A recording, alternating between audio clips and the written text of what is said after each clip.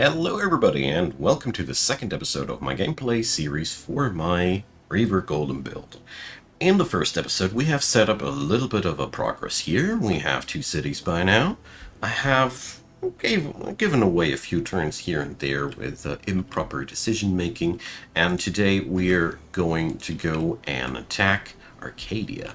So at that point we are rocking some tier 2 troops and mostly going all into the copper golem path. We also got ourselves a couple of mage locks, and in our hometown more of these are being made. Currently, economy-wise, our situation isn't that much to write home about. The second city is just setting itself up, and beyond that, well, we're getting our feet wet. So let's see, Stiresk can pick up its its first province, so I'm going to try to take some farming space right away. Is there anything that gives us a benefit of that? Not really. We're not going to build a farm on the mono node. No thanks. So I'm going to go for the sea farm. You know, I don't want to waste the forest tiles as we are competing a lot with a lot of terrain with Zessin here, so let's take that. Chill. So, do we have everything here? Not quite. There's still one more golem to summon. Or do I want to save up my... Do I have that already running, or didn't I? They don't have focused aggression yet. Well, I still want another copper golem. It is not that super important as of yet. Nimue, raiding my poor scouts. I could try to save the scout, I'm well aware of that, but it's not that important, in all honesty. There is a level of micromanagement that I'm just most of the time unwilling to go for. So, Decimus, strolling around with that fat tyrant knight and feeling safe about it. Anyways, we are going to take the war now to Arcadia. Oh, that's a hero battle with a couple of low-tier units. So let's see what auto battle would serve us up. That is impressive. Let's watch the replay. For this time, I think I'll stick to the replay, because I highly doubt that I will make a much more effective result here. But I want to know how the AI pulled it off. So, some regenerations hit town. Golems go up front. Awakening happens, bolstering happens. That was horrible misplacement from the Harriers there, but whatever. So, hero goes up front, we put down some immobilizations. There's one subdued ogre. And there goes... I love that sound, right? Okay. The Sundered defenses really rack up, and you notice it over the time. Not this turn so much, but with every turn we do this, the Sundered defenses rack up. They last 3 turns, and next turn, when we go all in, our attacks are that much stronger. That is why even a tier 1 unit can do so much damage in that build in the long run. So, Overseer jumps in to heal the nuke. That's pretty good. I mean, the nuke happened because of the misplacement of the unit in the first place. I probably could have done that better, but yeah, well. I don't see the necessity to do better than that. What we can see here really nicely is how good the many spear carriers we have are already at wearing down enemies. That's pretty good visible here already. Nice. So I'll leave it like that. We got ourselves a nice pile of gold and a couple of boots. I don't like this guy hovering behind my back, but I think I have to accept it for now. I hope they don't declare war on me in the meantime. So there's another little Arcadian army. We got a first hostage. And we should really spend some of that Imperium. I mean, this scenario gave me so much for free. I got seafaring for free. I got a city for free. Basically, rebuilding this ruins was much less costly Imperium-wise. Therefore, we're going to go for Master Masons, as this will make all my city building a lot cheaper now. And, well, as search spellcasting is surely a appealing thing, but I want to save up some for the expanded governance right away, because I do some interest in just capturing Flotsam for myself because I'm a filthy Reaver player. I do, what can I say? Now then, we got here everything we require to boost up our income in terms of knowledge, which is really necessary at that point. I really would love to do other things before I do anything else, but so we're going to pick up that Pearl Reef here, Nautical Research Post. Cranks up a lot of mana as well. Don't we worry at all in pissing off the neighbors. That's just part of the 4x gameplay loop. Zessin grew pretty quickly out of the course of events. It's pretty nice. So let's check with our list. The academy will require 2 quarries and 1 forester, so we're going to build that second quarry right away. That's pretty nifty to do so because that makes these buildings so much cheaper. So on Steresk is also growing. We got the workshop, and I think the next few things will be palisades and probably a library. So the forester is way to go. And that one we're going to be cooking up right here. It's a pretty problematic site where Steresk is at, but the nautical tiles around it make up for it. Alright, so city conquering it is. I'll keep up my mana flow now for the engraving of focus enchantment. We've got 2 entire banners of soldiers right now. That is pretty much all I want to do. The thing is, we need to pay these after all. So a death beetle would be joining us. Is that something I'd like to have? I don't know. But we're going to shoot them away. I'm okay with that. This is also giving up experience points, I'm well aware of that. But, well, sometimes I like to see it as it is worth it to get yourself some easy good alignment points to be generous with the bad alignment decisions later on.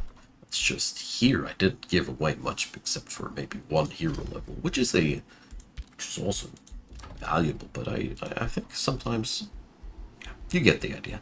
So we got ourselves an increase of knowledge, and I think I'm going to pursue that. Sure, I could go for the Chain Spire next. Lodestone Foundry also comes quite appealing, but technological advance is extremely important at this point. I'm even going as far as thinking that I will keep back all of my mana for the Legion of Zeal enchantment that is cooking in the background. This is one major power spike for us. I knew these blue guys weren't to be trusted. They're settling behind my back into an outpost. Whatever, you fools. You do, you, for now. Alright, construct siege guns. Damn, is that costly. So, Headlong Assault is also very costly for my soldiers' well-being. Let's see. It does shorten the amount of time for the breach by an entire turn, though, so... it's okay. It's a 50% cost reduction, and I wanna go with that. This gives me momentum, and momentum is one of the most invaluable resources in a 4X game. Gives me the speed to punch down people. Like these blue toady guys that, seriously, that is just it's just a lingering war declaration reason for it. It's okay, though. This, guy doesn't realize, though, that we're playing Reavers, and Reavers don't care about grievances or anything like that. We just declare war when we feel like it, alright, buddy? Anyways, the Mage Lock, I'll keep this unit in the hinterlands now, because I don't want to cross the outpost border. Who knows if the AI gets some crazy ideas. But this squadron up there, they don't need it. They are good as they are. Steresk, pump out that library. I have so much Imperium and I cannot spend it. It's crazy. I mean, Whispering Stone to get into allegiance with those guys. Oh, we can take Fruitful Integration, as this will allow us to absorb the city over there faster. That's finally something. I mean, Expanded Governance. I could pick it right now, but I don't like to pick it before there is a good reason to do so. Until then, Imperium can be spent for all manner of useful things. Which I don't know about yet, you see. Legion of Seal. So that is where things get bonkers, alongside with Inspiring Chant. So we need a little bit of more mana for that, but luckily the breach has been made in Arcadia. So, oh boy, I'll do that manually. I don't want to get into any AI things right now. AI is taking over everywhere, as you see. We're going to fight that manually to showcase the strengths of this build a little bit more. Smart? The AI ain't good about smartness, you see. Alright, so we can... What was that trick? Yeah, you can hold down Alt when you use Mage Lock cannons to aim on the ground, and that allows you to do stuff like you need to right click, of course. Then you can aim on the ground. I wasn't able to hit the unit, but I was able to hit the ground on a line. You saw what I did there. It's amazing. It's a little trick that you should know when you're playing Reavers, I think. Alright, so the core of my army is scattered over there. And let's see what we can do here. Here we can get for... Can we get in another shot? Sadly not. Alright. The mainstay of these guys is that they break up defensive stances, which means the shield stance of these guys would have been broken if we would have gotten a cannon hit in. Anyways, that's fine. We're just going to move this cluster of units over there.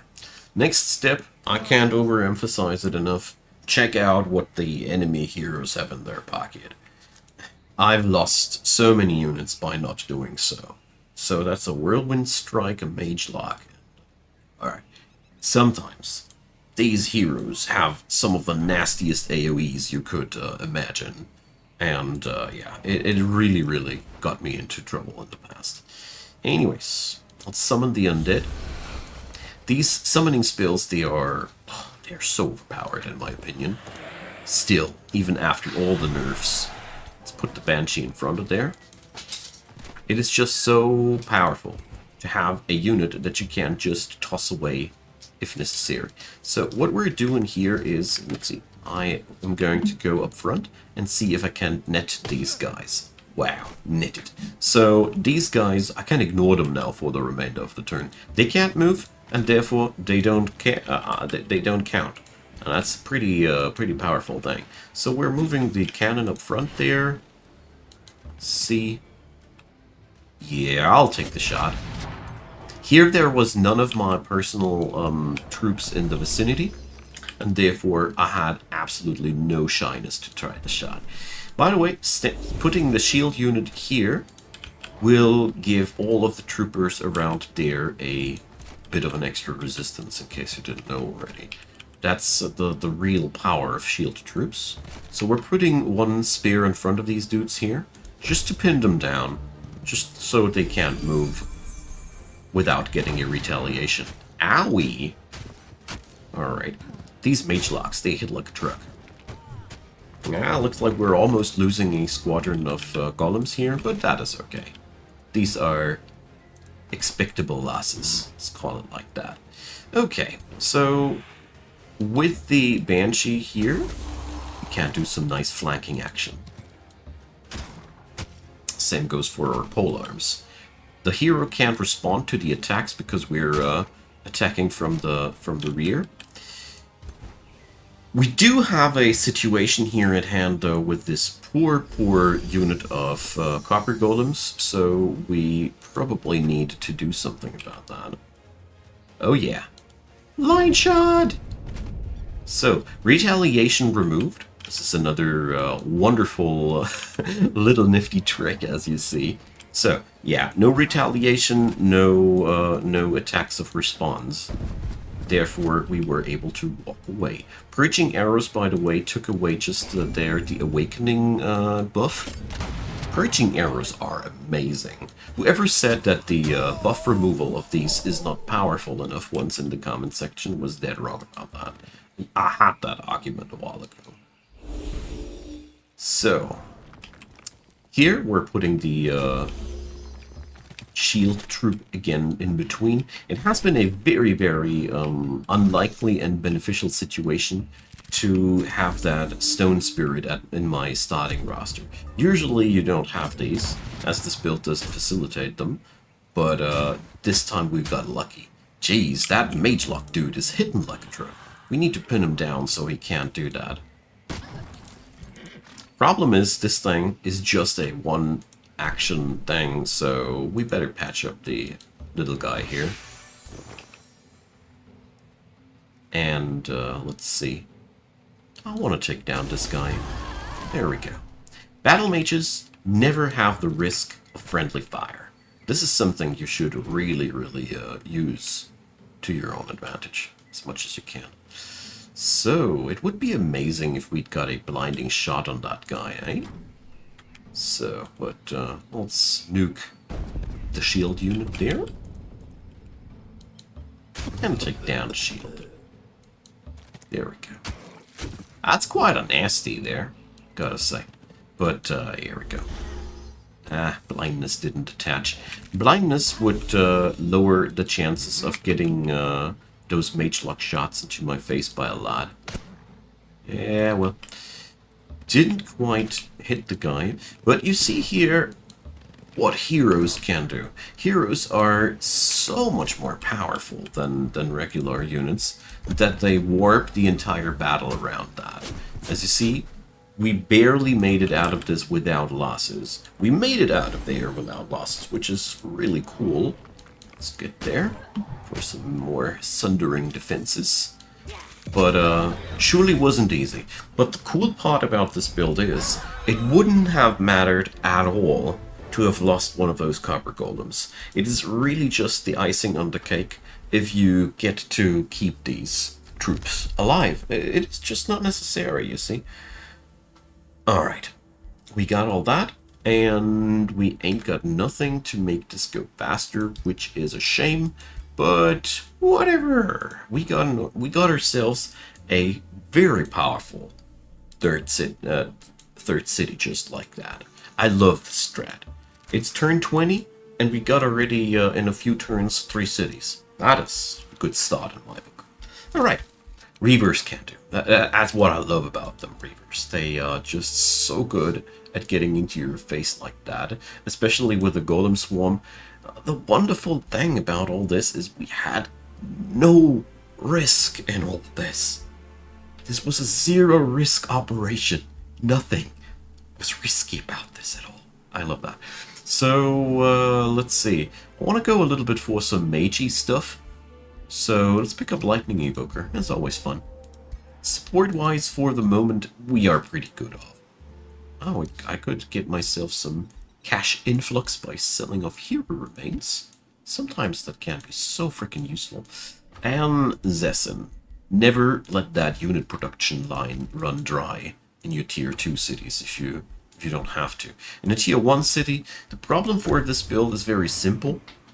We don't want the Harriers too badly, and we don't want the mercenaries at all, as our golems are just the better variant there. So, yeah, you end up with a situation where you just recruit scouts most of the time. That's what it is. Anyway, so, yeah, there's an outpost with Blue Guy. We ain't got no war justification now, as of yet, which sucks. Up there is another city ruins. Well, we are aiming now for Flotsam. After Arcadia has been turned, Flotsam should be my next target. Arcane Artisans, nice thing, if we had mines. So, yeah, I don't want to go for expanded governance, like I said. Yet. And Stiresk got themselves their library. So here, the difficult question is going for the Arcane Institute or going for the Steel Hole. It's really difficult for me, but I'm going for the Arcane Institute. As troop-wise, I think we have enough production momentum for the time being. So we're going to go all in to the research production, as this will get us really ahead. Once we have these two spells together, we're really somewhere else. And I think some of my golems just leveled. My mana consumption just jumped up by a big step, and no, the stone spirit evolved. Yeah, of course. So yeah, we have a stone spirit now. These guys are amazing, and that's why we're keeping them. I sadly cannot launch the spell now, as we don't have the upkeep for that. It's quite tragic, but in all honesty, we already have a decent start, so it's really nothing to worry about. Let's just wait until the next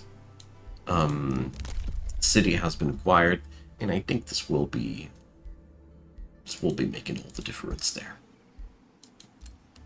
So Zessen has produced their research institute. Wonderful. So at this point, it's clear we require more mana. So let's see. Wasn't there here? The Lodestone Foundry, with a nice side effect of more production. Alright. So, a war with Flotsam is also a way of making them an ally, but I think I'll just skip out of the quest reward there and just bash in their faces because I can, because I'm playing a Reaver. There we go. So, income of 39 mana. Now we can just pop that Legion of Zeal without any problems. Boom. So now we got some serious damage on our hands. We got some spiritual damage upgrade on all of our troops, which are melee. So it's a +3. That's pretty big. This also applies, of course, to these young men with a +2. So, yeah. We gotten ourselves a nice extra smidge of damage now.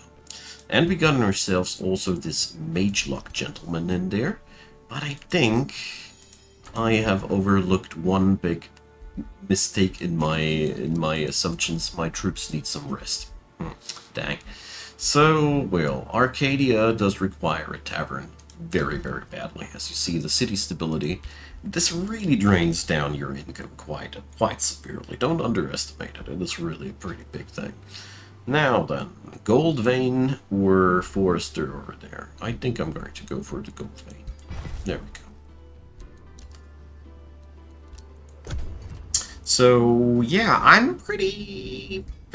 I'm feeling a little bit...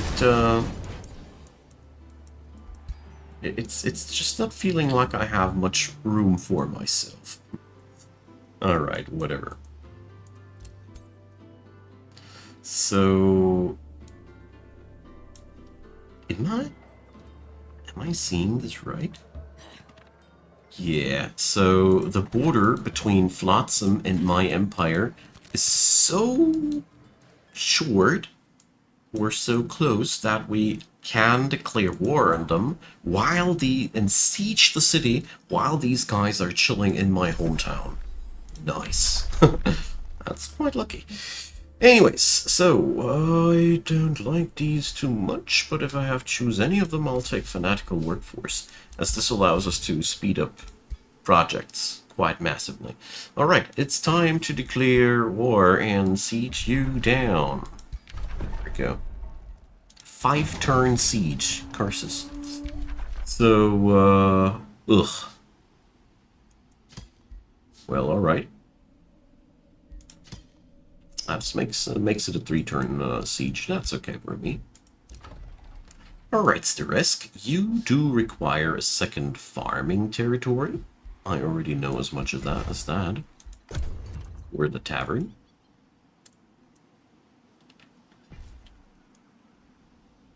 Alrighty. Let's see how we're going to deal with Flotsam. Flotsam is a much bigger city, but I don't think that they'll be truly able to put up much more resistance than their predecessors. So I got 2 overseers right now on the compo. Let's see what we got. We got 2 archers, 2 spears, 1 harrier. The harrier is a little bit debatable. 3 archers and 2 supporters, 3 more spears. So yeah, I think we can safely invest into just yet another mage lock there. It won't hurt us at all. Quite the opposite. And while it is a freaking costly move to go for arcane artisans like that, as you see there, it yields us a really nice amount of mana. And we just need that right now. At this point of the game, we only have this starting burst of momentum before we start falling off because Reavers are just not that good at, how to put it, gaining speed without doing war. I think this sums it up quite decently. So, knowledge extraction, but it is too early to pick that. It is a shame. Or is it? Wait a sec, we got a, yeah, it is. Well, it's just 1 turn of knowledge. I don't miss out on too much. But knowledge extraction is one of my favorite traits to pick up. So at this point now, next, we're boosting up the gold income. Or, well, maybe we just build a tavern, which comes after the town hall here. So you guys have your town hall to build soon. But first, let me build that gold income. Alright, so this episode we're going to still conquer Flotsam, and that's going to be it. After that, I need to think about what the hell we're ought to do next. So, let's check back with Arcadia. So, yeah, the Arcadians ought to get us as much knowledge as we can. Knowledge is the universal currency in my humble opinion. Yeah, let's take designate target. Why not? And therefore, there's never anything bad happening if you're picking knowledge. You can also recruit a new hero. Hell yeah, I like that. So, let's go all in and take that battle.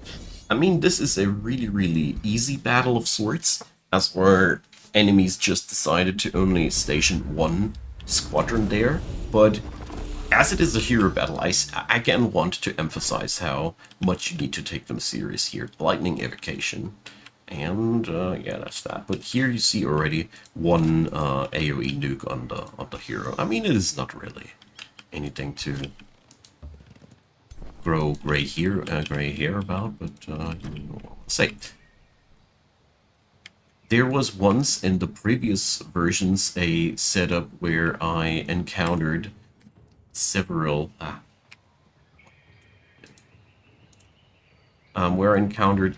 heroes with identical nuke gear. That was among the most frustrating things that I've ever seen. It was like 3 heroes all owning the same flask of or item of fireballing. It was insane. It was just one of the worst experiences in my life. And it ended up with me having severe PTSD now, henceforth, and checking all the heroes that I can check. Yes. I think this has been fixed by now. This was a glitch, you see. Heroes should not have the same gear all over the board. So what we're doing here is we're just standing back. We have a much larger army, and we have much more to lose than we have to gain if we rush headlong into there. This way, how we're doing it there, we have now the ability to just see there's our target, and then we can take that target down. First up though, let's see if we can use those cannons. We paid a lot of gold for these, so I really like to use them. There we go. Firing on that hero. The corrupt soul, sadly, that I summoned is not really in position for anything, but, well, it is what it is. Our earth spirit isn't in position for anything either, but we can now start finally whacking away. So 20 damage from a flanking attack there. Not bad, not bad. And our harriers are stunned, so we can't really help them unless our main hero is in range to do some healing. No, he is not. Alright. Really far away from the scene, but that is okay. So let's try to do a marking blast. Well, could have blinded them, which would have annihilated their ability to counterattack, which is what we're trying to achieve here. There we go. Blind and marked. Boom. So now we can just take one step back and fire in their faces. And just keep attacking without any consequences. This is why I personally love these guys a lot. There we go. So, heavy mage locks. What's not to love about them? There we go. So, I'll be keeping the ranged attackers in the background, while now moving my spears in the front line. Yeah, they will receive some abuse, but that is okay. That is what is to be expected in this situation.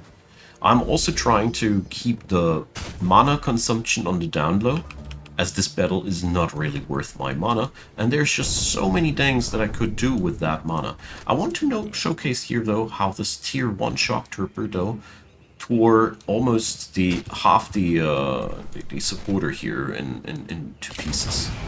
So, your guys, if they're not golems, they're pretty flimsy. That's what I'm trying to come down towards here. So, but your rock golem that you can start with ain't flimsy. Your golems, rock spirit isn't flimsy, and all your other troops are not either. So, always keep those expendables up front. That's basically the gist of it. And if you can collect yourself a troop or a city that can produce shield troops decently, a feudal city comes to mind, for example. That is a keeper, basically, because you can then print yourself a couple of shield troops. So I'm going to heal that guy up. And the mage locks just stay in the back line now. Let's get ourselves one patching up here on these guys. And let's see. That's a wicked shot, but I'll take it nevertheless. So I'm killing off my own spooky ghost here, but it doesn't really matter that badly, as we were taking a massive profit out of that attack. All these shots were done while holding down the Alt key, by the way, alright? Just in case you're wondering. There we go. Blindness on the hero. That's a death sentence. Blindness is one of the most important things to play around with the Reavers, as it allows you to negate counterattacks. And that is just powerful. So, yeah, so... I think I failed my quest. I didn't. I did exactly what I wanted to. So, we're absorbing these. You could absorb them, of course, with their native things and just get yourself some Mystic troops. I didn't want that. Mystics have shields on tier 2, which are powerful. Just as I thought. So, we're done for today's episode. Let's see where we're getting ourselves next towards to. Blue guy has declared war on me, which is, as a matter of fact, coming down handy to me, as I just wanted to see... Get him done. Get him out of my way anyways. Let's see if we get overran, though, and I will deeply regret my decision. We'll see about that on the next episode. Thanks for watching. Drop me your comments down below. Again, let me know what kind of builds you want to see in action as well. And, of course, what kind of builds you want to see. Many thanks for the responses on the first episode. And see you all on the next episode as well. There's stuff in the description box. Support Icon Gaming. Many thanks to the supporters. And thanks for watching this episode. See you guys next time. Bye-bye.